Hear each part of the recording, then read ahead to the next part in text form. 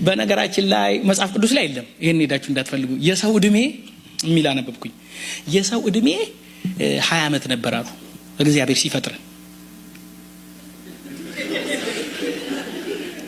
ከምሬ ነው 20 ነበር አሉ። ሰው ግን ሄደና አነሰኝ 20 ምን ላርግበታል? ደርሰና ማለት ነው፣ ሰላም ብለና ማለት ነው። እግዚአብሔር ገረመው፣ እሺ አለ። ውሻ ግን መጣ። ምን አለ? እኔ ይሄን ሁሉ እድሜ ምን ላረግ ነው?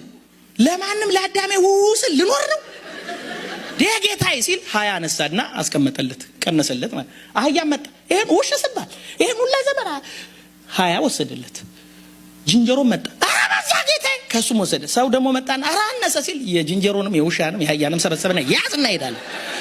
በቃ ከዛ በኋላ አሉ ሰው እንደ ሰው የሚኖረው 20 ዓመት ነው። ሳያስብ ለሚበላው ሳያስብ ማሚ ዳዲ በቃ ፍሪ ሆኖ 20 ይኖራል።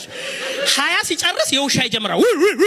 አትንጋኝ ነው ዘብራል እያለ ስለ ዘሩ ሲቃወም፣ ስለ ኑሮ ሲከራከር፣ ስለ ሚስቱ ሲጨቃ ስንት ሞላው? 40 ላይ ያህያ ይጀምራል። የእናቴ ነገር እንዴት ነው ልጄ? በቃ ሸክም በሸክም እናቱን ይሸከማል፣ ጎረቤት ይሸከማል፣ ሰፈር ይሸከማል፣ ይሰራል፣ ይሸከማል። ፋይናሊ 20 ሲያልቅ ስንት ሆነ? 60 ሲያልቅ ስንት ነው? የጅንጀሮ ጀመረ።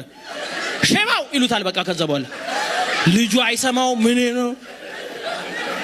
አይታችኋል?